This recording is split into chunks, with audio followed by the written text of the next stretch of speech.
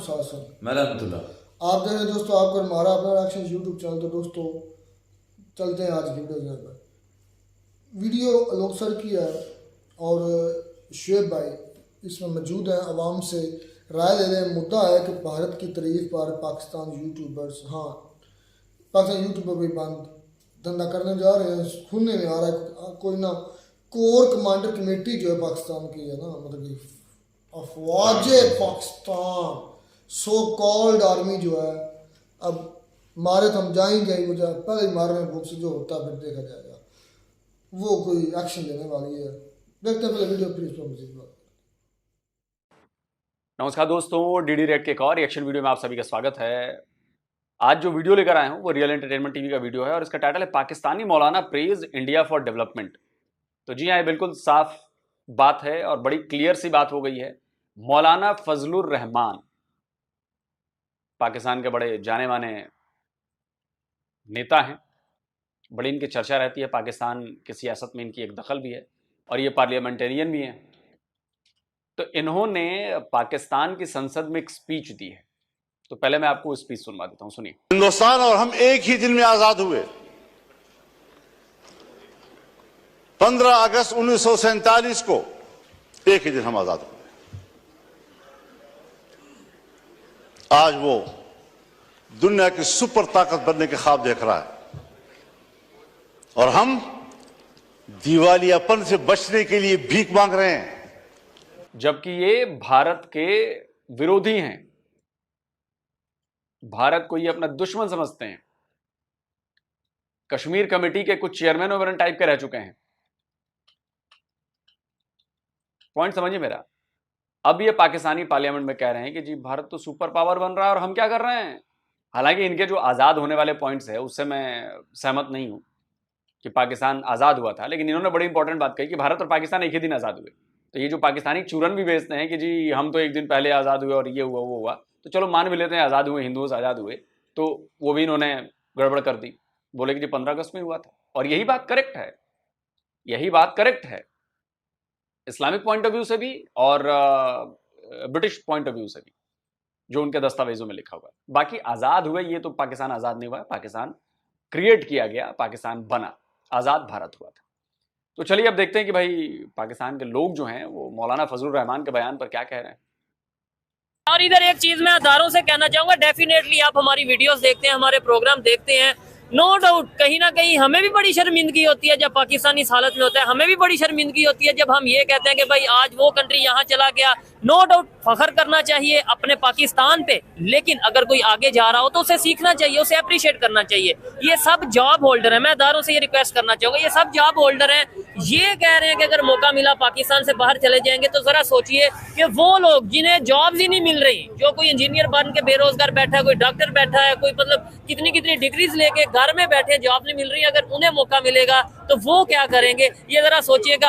अच्छा मुझे ये बताएं, क्या वजह है कि हम डेवलपमेंट की तरफ नहीं जा पा रहे? क्या वजह है कि मैं आपको ब्लेम कर देता हूँ, मतलब गवर्नमेंट जो पॉलिटिशियन है वो एस्टेब्लिशमेंट को, एस्टेब्लिशमेंट कहती है कि हम जो है वो पॉलिटिशियन जाने। सर पाकिस्तान में हर बच्चे के अंदर टैलेंट है। अच्छा, जो कमी है ना यहाँ पे वो है अप्रिशिएशन की, और दूसरा ये होता है कि लाइक उस बच्चे ने अगर अच्छा काम करने की सलाहियत है तो उसके उस काम को अप्रिशिएट करना चाहिए।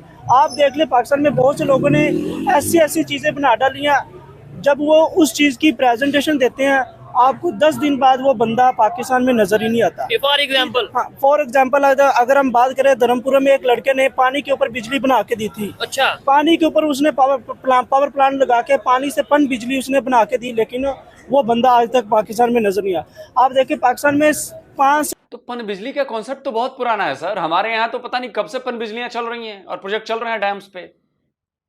पाकिस्तान में भी वैसे बिजली बन रही होगी डैम्स पे, उसमें नया क्या, उसमें टैलेंट क्या है? वो तो सारी चीजें प्रूवन है, वो तो मैं बना दूं,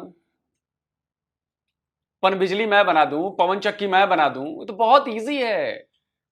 टैलेंट उसको कहते हैं कि कोई नई चीज लेकर आया। ये टैलेंट नहीं है कि फलाना जी वो चल रहा है वैसा ही मैं भी बना देता हूं, यार ये टैलेंट नहीं है बॉस।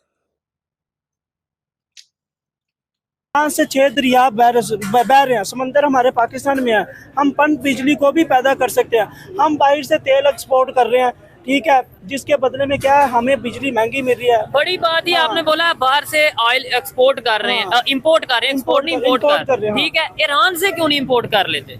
एक्चुअली में सर बात देखें, बात सीधी यही है, जो किसी के अगर खिलाफ बोलेगा हमें अमेरिका पीछे से फुल बाउंड करता ठीक है। है। आपने ये प्रोडक्ट हमसे नहीं लेनी, इस मुल्क से लेनी है। बेसिकली हमारी करेंसी का दारोमदार उनके हाथ में है, ठीक है, मुल्क का सारा फ्यूचर उनके हाथ में है। अगर वो किसी मुल्क को बेसिकली वो किसी भी ठीक है। चीज़ को चाहे डेवलपमेंट करना वो कर सकते हैं, लेकिन जो हमारे हुक्मरान है बेसिकली इन सब की प्रॉपर्टीज उधर हैं, ठीक है। ये उनके ही गुलाम है।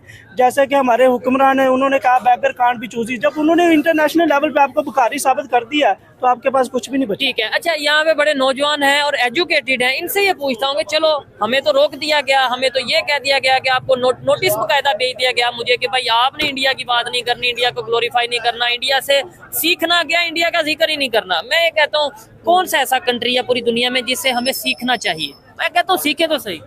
सर अगर हम देखा जाए तो टेक्नोलॉजी के लिहाज से आपको आजकल चाइना भी बहुत आगे चले, नजर आ रहा है, ठीक है। ठीक है, लेकिन वो कहते हैं ना चाइना का माल चल जाए तो चल जाए, नहीं तो कल चले या ना चले इसका नहीं पता। लेकिन टेक्नोलॉजी में आप देखें अमेरिका, यूरोपियन कंट्री में किसी भी नहीं, अपने इर्द गिर्द खास तौर पे उन कंट्री से जिन्होंने हाँ। हमारे साथ सफर स्टार्ट हमारे किया। साथ सफर स्टार्ट किया बांग्लादेश ने, वो 1971 में जो आज़ाद हुआ, आप देख लो उन्होंने कितनी डेवलपमेंट की। इंडिया को हम कहते हैं हर बात में इंडिया को सपोर्ट नहीं करना, उन्होंने भी 1947 में ही आज़ादी लिया, हमने भी 1947 में आज़ादी लिया। आप आज देख ले माइक्रोसॉफ्ट का हेड ऑफिस उधर लगा है, अमेजोन का हेड ऑफिस उधर लगा है, इवन के टेस्ला जो इलन मस्क की कंपनी है उसका हेड ऑफिस उधर लगा है। वो अपने लोगों के एप्पल, गूगल, ये हाँ, सब कुछ बड़ी बड़ी उधर कंपनीज वहाँ है। पे। इवन के हमारे दोस्त भी बाहर है, ये नहीं कि हमारे दोस्त बाहर नहीं है, वो जाके यही कहते हैं जो पाकिस्तानी स्टूडेंट है वो दोबारा पाकिस्तान आना नहीं चाह रहा। अच्छा। क्यों? क्योंकि यहाँ पे सैलरी आपको पीकेआर में मिल रही है।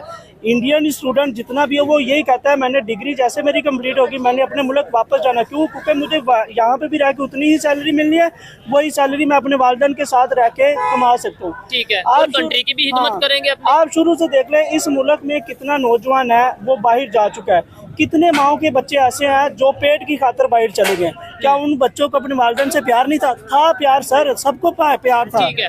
अच्छा, आपको लगता है कि जैसे लेट्स सपोज आप अगर बात करते हैं या मैं बात करता हूँ या कोई भी बात करता है, उसे नोटिस आ जाता है, उसे किसी इदारे की तरफ से वार्निंग दे दी जाती है, तो जैसे मौलाना फजलुर रहमान ने बात की, इन्हें भी नोटिस जाना चाहिए फिर तो, मतलब जाहिर बात है। हम कहते हैं ना कि रूल फॉर ऑल, हाँ। वो एक जैसा होना चाहिए। ठीक यहाँ है। सिर्फ कानून जो है वो गरीब के ठीक लिए है। है। और फिर पीटीवी को, जिन्होंने नेशनल टीवी है पाकिस्तान का, उन्होंने ये चलाया, फिर सर, सारे मेन स्ट्रीम मीडिया ने ये चलाया, उन्हें भी जाना चाहिए। सर देख लेना, जो एजुकेटेड इंसान होगा ना वो हमेशा इस तरीके की बात कर भी नहीं सकता। ठीक है, जो कि भाई जिसने तारीफ की या नोटिस भेज दो। लैक ऑफ नॉलेज है, लैक ऑफ कम्युनिकेशन है या लैक ऑफ अंडरस्टैंडिंग है, जिसकी वजह से ये होता है हमारे पॉलिटिक्स हमें गलत गाइड कर देते हैं, वो बातें ऐसी कर देते हैं हमारे लिए, वो कह लो कि उनको मानना जरूरी हो जाता है। अच्छा, लास्ट में ये बताइएगा, लेट्स सपोज आप इंडिया की मतलब जो बेहतरी है, जो उन्होंने बेहतर काम किए हैं, उसको अगर अप्रिशिएट करेंगे तो इसका मतलब आप गद्दार होंगे या आप पाकिस्तान से नफरत करते हैं, इसलिए आपने ये बात की नहीं है। सर, बेसिकली आपका दीन है ना, दीन भी यही कहता है आपको, गद्दारी वाली बातें तो बाद में, दीन भी यही कहता है अगर आपको कहीं से किसी गैर मसलक से भी आपको अच्छी चीज मिलती है ना उसको अपनाओ। ठीक है। तो अपनाना इसमें यह नहीं है कि हमें लाइक कल्चर उनका बुरा होगा, हम इस्लामिक रियासत है, हमारा कल्चर को छोड़ है, हम उस तरीके याश पसंद लोग नहीं हम हैं। किसी को बुरा नहीं ना कह सकते। हाँ, हम या- ये कहें कि भाई वो जो कर रहे हैं वो अपनी जगह वो Obviously, अलग है, हम अलग है, ये कह सकते हैं। लेकिन अच्छा, आप इसके ऊपर भाई क्या कहना चाहेंगे कि पॉलिटिशियन तो जो कर रहे हैं, आप क्या पाकिस्तान की बेहतरी के लिए कर रहे हैं, मैं क्या कर रहा हूँ और क्या कर सकते हैं? हम जितना मर्जी जो कुछ मर्जी कर ले, लेकिन पाकिस्तान में वो जो है ना, वो आपने बात सुनी हुई अंधा कानून वाला हिसाब है। अच्छा। ठीक है, अभी तक जो मैंने अपनी लाइफ में देखा है ना, जो अमीर ज्यादा है ना वो अमीर से अमीर तर होता जाता है, गरीब जो है उसकी कोई नहीं सुनी जानी, जितना कुछ मर्जी कर ले ठीक है। उसके बारे में उसका कुछ नहीं हो सकता। अमीर है चाहे वो हमारे सियासतदान है, ब्यूरोक्रेट्स है, जितना अमीर जाते हैं, जितने बड़े बिजनेसमैन है, वो क्यों अमीर से अमीर होते जाते हैं, ठीक है। क्योंकि उनका सारा कुछ इसी पर जाता है। गरीब बंदा क्या करेगा? हम क्या करें? देखें, लेट्स सपोज हम क्रिटिसाइज कर देंगे गवर्नमेंट को, या अगर हम क्रिटिसाइज भी कर रहे हैं ना तो आज करेंगे, 2-3 दिन करेंगे, 4 दिन करेंगे, उसके बाद नोटिस आ जाएगा। नोटिस आ जाएगा, पकड़े जाएंगे, उठाएंगे, अंदर डाल देंगे, चुप करवा दिया जाएगा। लेकिन अब वो जैसे सियासतदान, जैसे आप बात कर रहे हो मौलाना फजल रहमान की, अब अब तो मजा तो तब आएगा ना जब पता चलेगा उसके बारे में उसको क्या कहा जाता है। हाँ जी, मेरा मेन जो स्टांस है या जो मेन लॉजिक है वो ये कह रहे हैं कि पता चले ना, हमें तो आप नोटिस भेज देते हो, हमें आप उठा लेते हो, हमें जो भी अगर कुछ कर लेते हो, तो मौलाना फजलुर रहमान ने तो बिल्कुल असेंबली में खड़े होकर ये बात की है कि इंडिया जो है वो सुपर पावर बनने जा रहा है या उसके ख्वाब देख रहा है, तो नोटिस तो अब उन्हें भी आना चाहिए। जो अदारे देख रहे हैं उनसे रिक्वेस्ट करता हूँ, अदरवाइज हम लोग कंफ्यूज होते हैं कि असेंबली में बात कुछ और होती है, इंटरनेशनल प्लेटफॉर्म में जाके, भाईजान आप मेरी बात से सेकंड कर सकते हैं या डिसएग्री भी कि हम इंटरनेशनल प्लेटफॉर्म में जाके ये कहते हैं भाई पाकिस्तान तो पूरी दुनिया में पीस चाहता है, पाकिस्तान तो अपने नेबर कंट्री के साथ अच्छे रिलेशन चाहता है, लेकिन नेबर कंट्री जो है वो हमारे साथ अच्छे रिलेशन की बात नहीं करता। जबकि हम अपने घर में आके ये कहते हैं कि हम उन्हें ऐसा कर देंगे, वो हमारे दुश्मन हैं, हमने उनकी बात नहीं करनी। जब ये डबल स्टैंडर्ड होगा, ये पॉलिसीज हमारी में फर्क होगा, तो कहीं ना कहीं दुनिया हम पे हंसेगी। चलिए एक चीज तो क्लियर हो गई, शोएब भाई ने बता दी कि भैया नोटिस भेजा गया है, इन यूट्यूबर्स को मना किया गया है। तो इस खबर की पुष्टि हो गई दोस्तों, इस खबर की पुष्टि हो गई कि सॉफ्टवेयर तो अपडेट कर दिया गया है इन सारे यूट्यूबर्स का FIA के थ्रू और बाकी जो इनकी एजेंसीज हैं, जो इदारे हैं, क्योंकि ये जो बात कह रहे हैं ये बिल्कुल क्लियरली, ये इस बात का सबूत है ना, उन्होंने बोल दिया उन्होंने कि भैया नोटिस भेज दो, नोटिस भेज दिया गया है, हमें बोलने से मना कर दिया गया है। यानी कि इनकी जबान पे ताला लगाओ, क्योंकि ये सच बोलते हैं, क्योंकि ये सच दिखाते हैं, क्योंकि ये सही सवाल करते हैं। तो ये पाकिस्तान के खिलाफ बात कैसे हुई? लेकिन देख लीजिए, अभी सब साबित हो गया कि भैया पाकिस्तान की ये freedom of speech, free media है पाकिस्तान। अभी देखे ना, हम कहते हैं कि पीछे वाली हुकूमत ने ये कर दिया, खजाना खाली छोड़ दिया, यही क्रिटिसाइज करते रहे ना, तो एट द एंड सिर्फ बाबा कायदे आज़म ही बचता है। ठीक है, तो सारा मलबा उसी के ऊपर ही डाल दो सीधा सीधा, क्योंकि गवर्नमेंट उधर से स्टार्ट हुई। उन पे क्या मलबा डाल देंगे, उन पे ये पाकिस्तान बनाया क्यों है ना, फिर बचता है तो यही है कि उस बंदे ने पाकिस्तान बनाया क्यों, ये बात क्यों की? मुझे एक अदारे ने बुलाया और मैंने ये बोला कि भाई ऐसे ये चीजें होती हैं। उन्होंने बोला कि कायदे आज़म ने इतनी कुर्बानी दी, 1947 में हमारी औरतों ने जो उनसे अपनी जानों की कुर्बानी दे दी, और आज आप ऐसे कायदे आज़म के कायदे आज़म इतनी बड़ी कुर्बानी दी कि हमने उसको जो है एम्बुलेंस कौन सी दी खराब, उसमें फ्यूल ही नहीं था, उसके साथ हमने क्या किया? ठीक है, ये भी तो देखें सर, ये भी आप सुन सकते हैं। मतलब जाहिर बात है, मुझे बताएं बेहतरी की कोई उम्मीद नजर आ रही है पाकिस्तान में आने वाले टाइम में? बेहतरी की उम्मीद इसी तरह से की जा सकती है, अगर आप अपनी यंग जनरेशन को सपोर्ट करते हैं ना, तब आप देखेंगे कि आपकी यंग जनरेशन में हर एक हीरा बैठा होगा। ऐसे यार हर एक पाकिस्तान से प्यार करने वाला बैठा है। ऐसा नहीं है कि हम आज बाहर चले जाए, हमारे भी वालिदैन इधर है, हमें भी मुल्क से प्यार है, लेकिन एक्चुअली मुल्क के लिए जो मुल्क के हुक्मरान है वो भी तो डेवलपमेंट के बारे में सोचे ना। ये चीज़ है। आप अपने मुल्क को ऐसा गोशा बना दो कि नौजवान है उसका बाहर जाने को दिल ही ना करे। ठीक है। लोग बाहर क्यों जा रहे हैं सर? उनको अपना फ्यूचर ब्राइट उधर नजर आता है। आप मुल्क को ही ऐसा बना दो, सोने की चिड़िया। हम कहते हैं पाकिस्तान जैसा मुल्क नहीं है, नो डाउट हम भी मानते हैं पाकिस्तान जैसा मुल्क नहीं है। यहाँ पे आप हर चीज़ खुले तरीके से कर सकते हो, देख सकते हो, आप बहुत सी चीज़ें कर सकते हो यहाँ पे। लेकिन बाहर के मुल्क में बहुत सी पाबंदियों को आपको फॉलो करना पड़ता है। लेकिन आपका ये मुल्क बहुत अच्छा है, लेकिन हमारी पॉलिसीज बेहतर नहीं पॉलिसीज है। अच्छी नहीं है। ठीक है, शुरू से किसी ने मुल्क के लिए नहीं सोचा सर। जो अगर मुल्क के लिए सोचा होता है तो मुल्क का आज सोने की चिड़िया ठीक बना है। होता है। और एक एग्जांपल मैं ये भी दूंगा, फिर इनसे ये कुछ बात करना चाहते हैं वो करूंगा। लेट्स सपोज पाकिस्तान अगर चांद पे पहुंच जाता, तो क्या हम नहीं कहते फखर से कि हाँ भाई ये देखें हम पाकिस्तानी, हम चांद पे पहुंच गए हैं, टेक्नोलॉजी में इतना आगे हैं। लेट्स सपोज पाकिस्तान दुनिया की चौथी, पांचवी, छठी बड़ी इकॉनमी होता, तो क्या हम फखर से नहीं कहते कि भाई हम किसी के पास भीख मांगने नहीं जाते, हम तो पाकिस्तानी हैं, हमें किसी की जरूरत नहीं है। लेट्स सपोज अगर आज पाकिस्तान में ह्यूमन राइट्स की वायलेशन ना हो रही होती, तो अगर अमेरिका ये कहता है कि भाई पाकिस्तान, रिपोर्ट आई है रिसेंटली कि भाई पाकिस्तान में ह्यूमन राइट की वायलेशन हो रही है, तो हम मुंह तोड़ते, या अगर नहीं हो रही तो अभी मुंह तोड़ते अमेरिका का कि भाई आप झूठ बोल रहे हो। अगर हम चुप रहते हैं, हमारे अदारे चुप रहते हैं, हमारी गवर्नमेंट चुप रहती है, तो इसका मतलब है कहीं ना कहीं हमारी गलती है। जाहिर सी बात है यार, इसमें सीधी सी बात है, पाकिस्तान दुनिया का वाहिद मुल्क है जिसके पास कौन सी ऐसी चीज़ है जो चीज़ हमारे पास नहीं है। ठीक है, मौसम, चारों मौसम। अबे अकल नहीं है तुम लोगों में, बेअकल हो तुम लोग। मौसम कोई एक्सक्लूसिव चीज है जो आपके पास है? मौसम तो सबके पास है। चारों मौसम हमारे पास, कोई ऐसा मतलब बता दो जो स्टेबल नेबर कंट्रीज गवर्नमेंट में दुनिया की आपने बोला कौन सी ऐसी चीज नहीं है, स्टेबल गवर्नमेंट नहीं है। यार वो उसको तो छोड़ दो, वो तो छोड़ दो, उनका तो नाम ही ना लिया जाए। क्यों? क्यों? उनको सिर्फ अपने पेट की पड़ी है। ठीक है, हम IMF से कर्जा लेते हैं, ठीक है। उसका जो कर्जा हमारा जाता है किधर है? किसी गरीब बंदे को मिलता है, उसमें से 80 से 90% तो जितने हमारे गुजरे हैं, जितने असेंबली होल्डर हैं, ठीक है। साल पे उनके अभी भी क्या है जी, 1.1 बिलियन अनाउंस हो गया है। हमें क्या है जी, क्या उसका नाम लेते हैं जी, फ्यूल हम बाहर से ले रहे हैं। वो फ्यूल जो हम बाहर से लेके आते हैं, किसी गरीब बंदे को मिलता है, उसका 70-80% तो गुजरा की गाड़ियों में चला जाता है। ठीक जो है। बिजली है, जितने सारे जज हैं, जितने हैं हमारे ब्यूरोक्रेट सारे हैं, वार्डा के मुलाजम है, 1000-1000, 2000, 4000 जिन्होंने को फ्री है, फ्री है। सारी उनके घर में बिजली जा रही होती है। तो गरीब बंदा तो मरता, तो गरीब बंदा हर लिहाज से। जब तक हम अपने ये सारे मामला ठीक नहीं करेंगे, पाकिस्तान तरक्की कभी भी नहीं कर सकता। ऐसा ही है, जब तक हमें कानून अपने सारी चीजें जितने मराद लोगों को बेफजूल दी गई हैं, वो सब तक हम नहीं करेंगे, वो कैसे चलेंगे?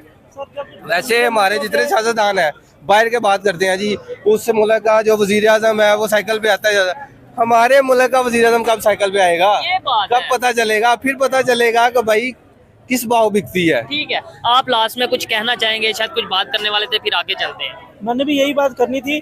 जब दूसरों मुल्कों के जो वज़ीर आज़म हैं वो विदाउट प्रोटोकॉल जा रहे हैं, उनको पता है कि उनके मुल्क में अमन है, सुकून है और कानून है।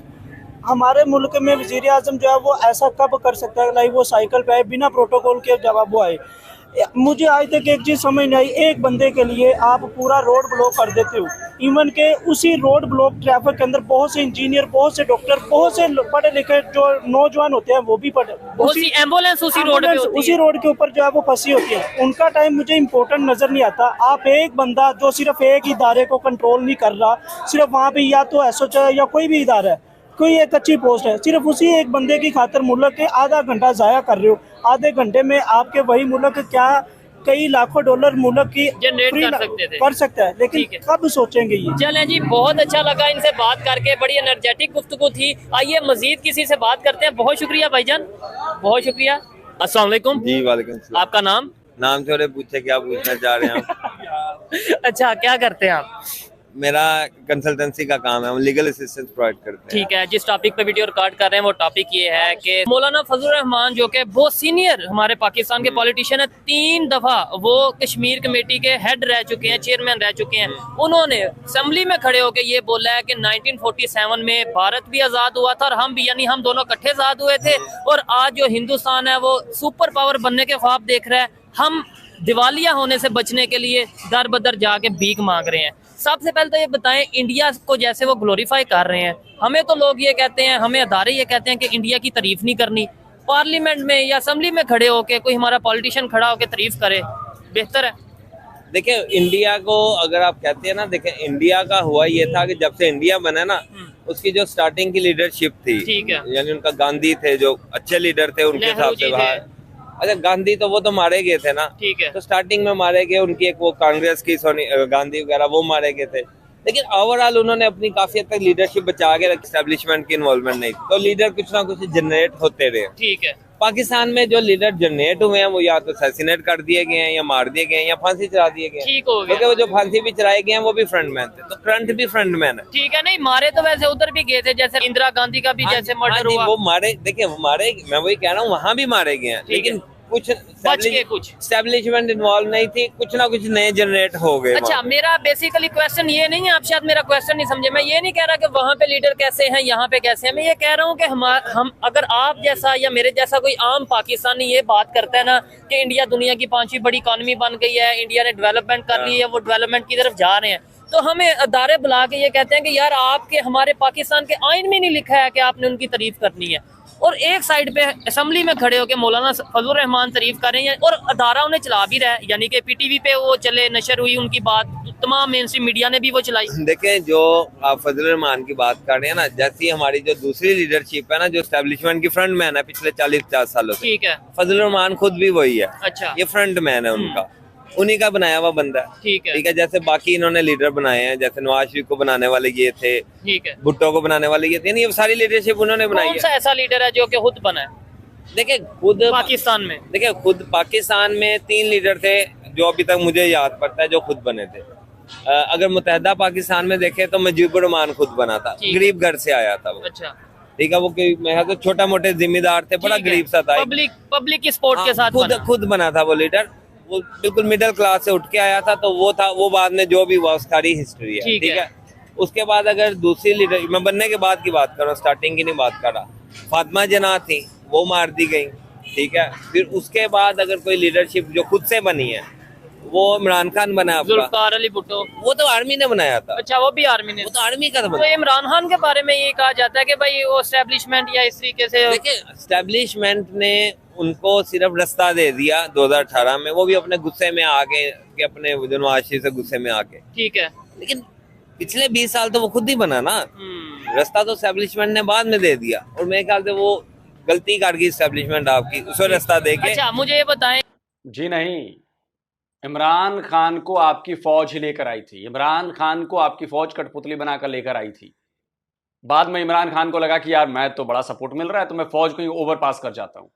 जैसे ही उनका ये मंसूबा उजागर हुआ, फौज ने इनकी लंका लगा दी। वो लाए हुए पाले पोसे बड़े किए गए फौज की तरफ से, और ये सारे पाकिस्तानियों को पता है जो एलीट पावर में है। ये मत बोलिए आप। बताएं, ये जो उन्होंने तारीफ की है, ग्लोरीफाई किया है भारत को, हिंदुस्तान को, क्या ये बेहतर चीज है?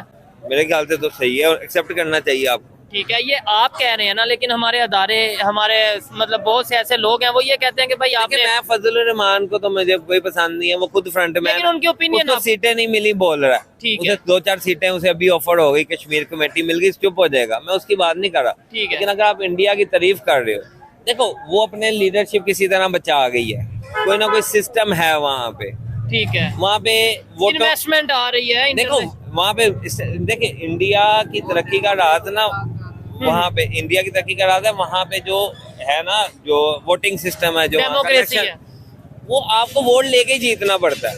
यानी आप ऐसा वहाँ जब भी इलेक्शन होंगे, आप वहाँ पे ये नहीं सुनोगे कि जी रातों रात ही कोई बन गया, नहीं, वोट लेने पड़ते हैं, तो उसके लिए कुछ ना कुछ, आप चाहे करप्ट वहाँ भी है, करप्शन वहाँ पे भी है, तो दुनिया के हर कंट्री में कुछ ना कुछ होता है, करप्शन वहाँ भी है, लेकिन उन्हें इतना पता है वोट पड़ेंगे तो जीतेंगे, वो इसलिए कुछ ना कुछ करते करते वो इतने माइनर में ही तरक्की कर गए। ठीक हो गया। अगर इंडिया की तरक्की का राज सिर्फ है यहां के लोग, यहां की जनता। हम तय करते हैं कि हमें क्या चाहिए, और जो चीज हमारे खिलाफ, जो काम सरकार करती है, हम उसके खिलाफ उठ खड़े होते हैं। जिस पर कंट्रोल सरकार का होना चाहिए, अगर वो सरकार कंट्रोल ठीक से नहीं कर पाती है, उसको ठीक से मैनेज नहीं कर पाती है, हम सड़कों पर उतर जाते हैं। इसलिए भारत की तरक्की का असली राज छुपा है यहां के लोगों में, और यहां के लोगों से ही डेमोक्रेसी हमारी इतनी मजबूत है।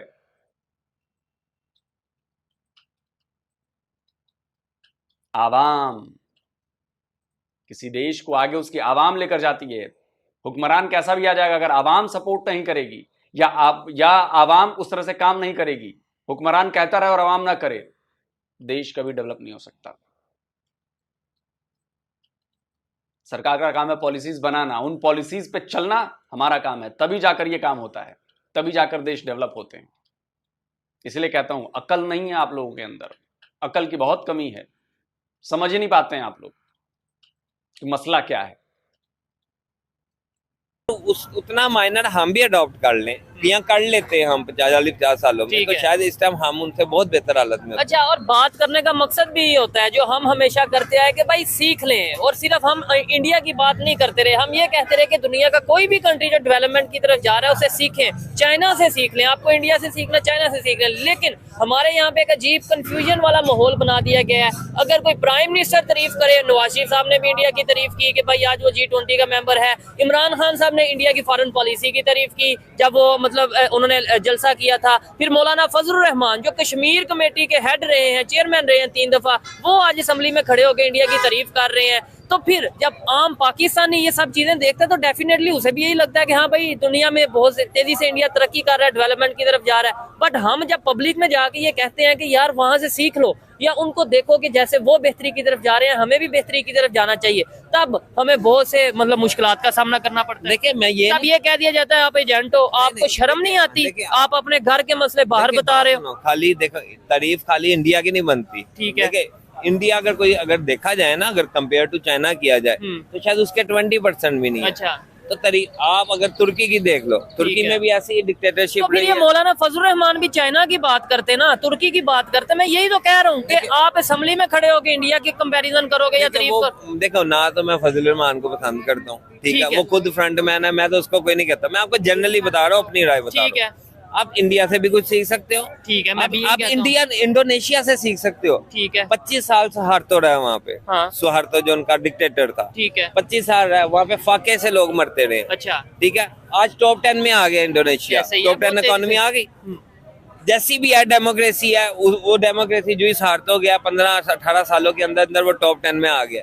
इसका मतलब है डिक्टेटरशिप हल नहीं था, वो फाके है। आपकी एस्टेब्लिशमेंट अगर मुल्क रन करती है तो फाके। अच्छा, तुर्की की मिसाल ले लें आप, तुर्की में भी जब तक आर्मी रही है वहाँ पे 1.5 लाख पे गया था उनका। अब तो लोग कहते हैं अफगानिस्तान की एग्जांपल ले लें, लोग कहते हैं बांग्लादेश की एग्जांपल ले लें, लोग कहते हैं कि आप श्रीलंका की एग्जांपल ले लो कि जो डिफॉल्ट हो के फिर मतलब बैंकरप्ट हो के फिर। देखिए अफगानिस्तान कोई इतनी अच्छी एग्जांपल नहीं है, ठीक है, लेकिन बांग्लादेश कैसी एग्जांपल? देखिए अफगानिस्तान में एक इतनी अच्छी एग्जांपल नहीं है, लेकिन हाँ उसमें एक चीज अच्छी है, वहाँ पे सबको पता है पावर किसके पास है। ठीक है, पाकिस्तान में तो पता ही नहीं ना, यानी एस्टेब्लिशमेंट अलहदा कर रही है, पॉलिटिशियन अलहदा अपने किससे खा रहे हैं। अफगानिस्तान में एक है। अच्छा, बांग्लादेश में भी यही है, उनके पास है, उनको यही पता है कि यार जो करंट वजीर आजम है ना उसके पास ताकत है। ठीक हो गया, ठीक है। देखो जब आपकी इंटरनेशनल ताकत या IMF आता है या कोई अमेरिका आता है, वो जब आपसे डील करने आते हैं तो उनको पता तो ना मुल्क में ताकत किसके पास है। ठीक हो गया। अच्छा, पाकिस्तान में एस्टेब्लिशमेंट के पास है, और अगर आप एस्टेब्लिशमेंट की हिस्ट्री उठा के देख लो, लेकिन एस्टेब्लिशमेंट ये कहती है कि भाई हमारा कोई रोल नहीं है, ये ऐसे ही कहती है ना, वो तो कहते रहेंगे ना रोल नहीं है। ठीक है, लेकिन मैं आपको बता रहा हूँ सेम ऐसे तुर्की में भी ऐसे था, वो कहते थे हमारा रोल नहीं है, बस तुर्की में फाके ही होते थे। चलिए दोस्तों, वीडियो खत्म करते हैं। जो मोटा मोटी बात ये समझ में आई कि पावर एलीट जो पाकिस्तान की है, वो चाहे जो करे, वो भारत की तारीफ करे, वो भारत के गुण गाए, भारतीय पॉलिसी की तारीफ करे, उससे कोई मतलब नहीं। लेकिन एक आम यूट्यूबर बेचारा सोहेब चौधरी की तरह अगर वो आकर बात करता है, वो पाकिस्तान की बेहतरी की बात करता है, वो कंपेयर करता है कि देखो भारत में ऐसा हो गया है, हमें भी ऐसा करना चाहिए, या भारत चांद पर पहुंच गया है तो हम क्यों नहीं चांद पर पहुंच रहे हैं, वो सवाल उठाता है, तो उसे देश का गद्दार बताया जा रहा है।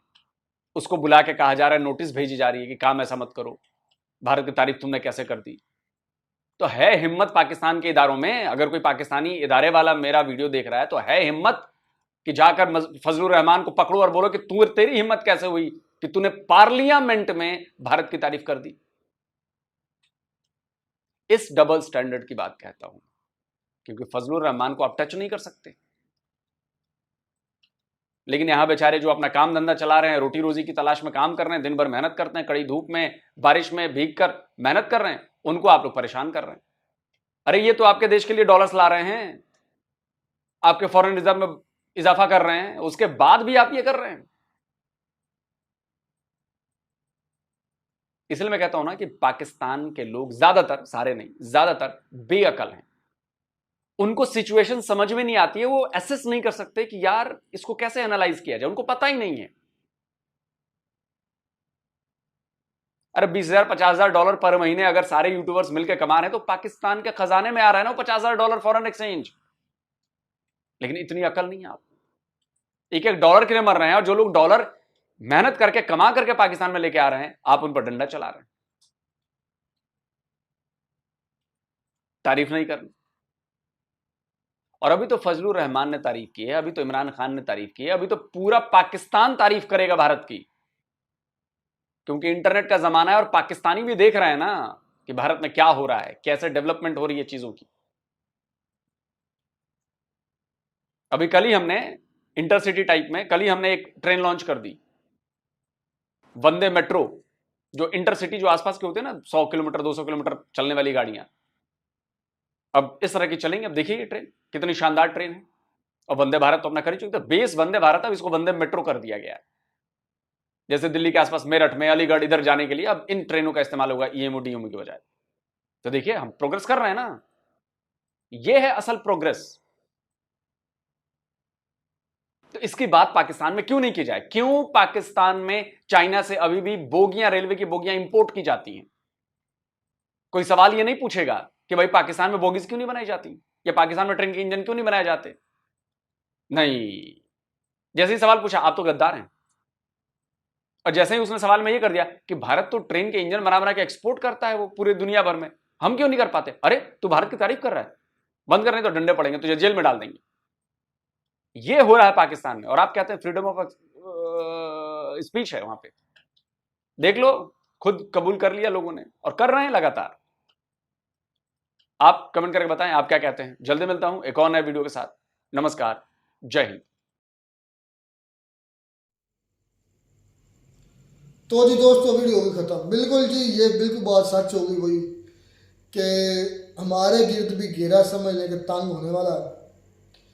मेरी तो ये दुआ है कि घेरा तंग हो ना, तो ज़ाहिर बात है हम तो अभी छोटे लेवल पे हैं।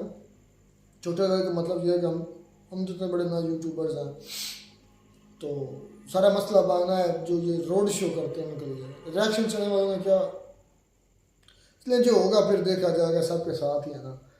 तो लेकिन इतना ज़रूर है, मैंने भी ये न्यूज़ सुनी थी पाकिस्तान एंकर के थ्रू के बाकायदा जो कोर कमेटी का इजलास इस्तीफा हुआ ना, उसमें ये मसला डिस्कस किया गया कि जो ये यूट्यूबर्स हैं इनको नकेल डाली जाए। सोशल मीडिया कंट्रोल के पहले ट्विटर तो पहले ही बंद है, यूट्यूब भी बंद रह चुकी है पाकिस्तान में। तो अब जो चूँकि लोगों के सामने सच जा रहा है, इस वजह से ये कह रहा है। पाकिस्तानी अवाम भी बड़ी जायज़ है। पाकिस्तानी अवाम देखे पानी पर बिजली में, वो पानी पर बिजली बनाना कौन सी नई दरियाफ्ता है? बड़ी बड़ी अजीब अजीब बातें पाकिस्तान के लोग आने वाले टोपे वाले भाई ने की हैं। भाई पानी पर बिजली बना रहे हैं, पानी में बिजली कैसे आ गई? वो काइनेटिक एनर्जी है, उसको यूज़ करके जब भी पोटेंशियल एनर्जी और काइनेटिक एनर्जी मिलकर उसको यूज़ करते हैं, टरबाइन चलती है, वो आगे केमिकल मैकेनिकल एनर्जी में कन्वर्ट होती है, मैकेनिकल एनर्जी आगे इलेक्ट्रिकल एनर्जी में चेंज होती है। यार इनको क्या जेल वाली बात है, इनको बेसिक्स भी नहीं पता। फिजिक्स स्टडी करे थे, ये क्या मशहूरत है इनको। पढ़े लिखे अपने आप को कह रहे हैं, लेकिन अकल कोई नहीं। पानी पर बिजली बनाना कौन सा नया काम कर दिया है? देखें कि यार नहीं, ये तो कोई भी नया काम नहीं, ये तो पुराना है। देखें कि कोई आप नए तरीके से जो है बिजली बनाए, तो फिर तो है कि वाकई आपने बिजली बनाने से याद आ गया, मैं आपकी बात कर रहा हूँ। बिजली बनाने से याद आया कि सोलर पर भी टैक्स हमारे यहाँ लगना शुरू हो रहा है। तजवीज़ आ चुकी है, हमारी गवर्नमेंट के पास तजवीज़ आ चुकी है। मैंने इसके बारे में फिर पूरी डिटेल में पढ़ा। मैंने कहा यार ये कैसे हो सकता है? मैं आपको समझा ये हो क्या रहा है। IPPs का आपको नाम पता है? IPPs जो मतलब पाकिस्तान के अंदर प्राइवेट फर्म है ना, कंपनीज है जो पाकिस्तान के अंदर बिजली प्रोड्यूस कर रही, प्राइवेट कह लें या मुझे पता है सारे बैकग्राउंड का। वो क्या पता है कि वो जब जो लोग थे वो बिजली ज्यादा वो यूज करते थे। अब लोग ज्यादा जो है क्या मतलब अब जो ज्यादा लोग हैं वो सोलर प्लेट जो हैं वो उसको ले रहे हैं, उसको यूज कर रहे हैं। जो इलेक्ट्रिसिटी जो बिजली लेते थे कंपनियों से खरीदते थे, वो उसकी जो मिकदार पहले से वो कम हो चुकी है, इस वजह वो कसारे में जा रही हैं। तो उनकी पॉलिसी या उनकी बात सुनते हुए गवर्नमेंट ने ये कदम उठाया है और अपना हिस्सा भी तो उन्होंने ले लिया है। गलत तुम्हें पता ही नहीं। अच्छा बता, मुझे पता था ये गवर्नमेंट का और उनका हुआ एग्रीमेंट ये हुआ है कि हमने फ़र्ज का मिसाल 10 मेगावाट बिजली बनाई ना, तो गवर्नमेंट को लाजम है कि वो हमसे 10 मेगावाट बिजली खरीदे। आगे इस्तेमाल हो 5 मेगावाट, आगे इस्तेमाल हो 2 मेगावाट। जो गवर्नमेंट ने तय कर दी कि हमें इतनी आपसे लाइट या इलेक्ट्रिसिटी चाहिए, पावर चाहिए, तो वो जो प्राइवेट फर्म्स है वो उतनी बना कर देंगी। वो पाबंद उतनी बना कर देने की, गवर्नमेंट पाबंद है उतनी उनको उनसे लेने की। अब हुआ क्या, मैं मिसाल दी 10 मेगावाट वो एग्रीमेंट हो गया गवर्नमेंट और उनके दरमियान। लेकिन अब क्या हुआ कि अब लोग लगा रहे हैं सोलर पैनल। ठीक हो गया, सोलर पैनल लगाने की वजह से 10 वाट का तक आज 5 वाट लोग इस्तेमाल कर, 5 मेगावाट की मिसाल है। तो वो जो 5 मेगावाट बिजली एक्स्ट्रा बच गई है मिसाल है, उसका जो पैसा है वो गवर्नमेंट ने देना है। अब गवर्नमेंट ने जब देखा कि सोलर पैनल जो है वो टैक्स इस पर बढ़ा दें तो तब भी कोई बात बन सकती है, तो इस पर लोग तजवीज़ आ गई कि अगर टैक्स ना लगाया गया तो लोग सारे सोलर पैनल पर चले जाएगा। जो गवर्नमेंट का खजाना वो खाली होगा, गवर्नमेंट का खजाना खाली नहीं होगा, वो जो बड़े अशराफ है उनका खाना जो खजाना खाली हो जाएगा। पहले उन पर लेते हैं टैक्स, रिश्वतें लेते हैं, लेने के बाद उनसे खरीदते हैं पैसा, हमारे टैक्स से उनको पैसा देते हैं, उस पैसे को दोबारा ही फिर हमारे जेबों से बिजली हमें देकर फिर निकालते हैं। बिल्कुल ठीक बड़े है, तरीके के साथ तो सारा ये काम है सर। होता है। अब 5 मेगावाट हमारी यूजर है क्या, लेकिन हमें मिल क्या प्राइवेट कंपनी बना रही है 10 मेगावाट, लेकिन हमें पैसे 10 मेगावाट के दे रहे हैं। इसलिए कि आज हमारे जो बिजली के बिल है बहुत ज़्यादा आ रहे हैं, इसलिए उनमें टैक्स ज़्यादा डाले जा रहे हैं, क्योंकि इस्तेमाल कम हो गया लाइट का। लोग सोलर पैनल की तरफ जा रहे हैं, लोग दूसरी मुतबादिल गोबर से भी मैंने सुना पाकिस्तान के अंदर काफ़ी प्लांट्स, काफ़ी लोगों ने, एक तो मैंने पूरा गांव सुना जिसने बकायदा गोबर से लाइट प्रोड्यूस किया, पढ़ा लिखा कोई इंजीनियर था, उसने बकायदा वो लाइट प्रोड्यूस भी कर रहा है, सबको फ्री में दे रहा है अपने गाँव को, तो और बकायदा जो बच रही है लाइट वो कह रहे हैं वो दे रहा है अपना गवर्नमेंट को। सिर्फ लोगों को काम है कि वहाँ सुबह शाम जो अपने जानवरों का गोबर है ना वो उसमें लाकर डालते हैं और उनका कोई काम नहीं, मतलब चेंज होता है या कुछ अर्से बाद वो इस तरह, मतलब गैस से लाइट बन रही, जिससे गैस का तो सुना था, जिससे पाकिस्तान की जो गवर्नमेंट है और पाकिस्तान के लालची जो चेहरे हैं, मैंने तो पूरी की डिटेल पढ़ी कि किस तरह काम। अब देखिए सोलर पैनल जब मंगवाए गए हैं कोई टैक्स नहीं था, क्योंकि मंगवाए क्यों, किसने बना रहा है, कौन सी कंपनी बना रही, प्राइवेट है। शहबाज शरीफ का जो बेटा है ना सलमान शहबाज, उसकी वही कंपनी है, उसके जो रॉ मटेरियल मंगवाया गया या बनवाया गया उस पर कोई टैक्स नहीं लगा, लेकिन अब जब इस्तेमाल होना है उस पर टैक्स। सूरज की सोचो यार, सूरज की जो रोशनी है उस पर इस्तेमाल, नेचुरल जो हमारे पास सोर्स है उसको इस्तेमाल करने पर हमारे टैक्स लगने जा रहा है। सोलर प्लेट्स पर कभी सोचा होगा आपने? मैं जो याद है इंडिया का बाडला सोलर बहुत बड़ा एक स्टेशन समझ ले जहाँ बहुत ज़्यादा राजस्थान में लाइट बनती है, तो क्या आप टैक्स देते हैं उसका? तो यार एक नेचुरल चीज़ है, उसका टैक्स क्या?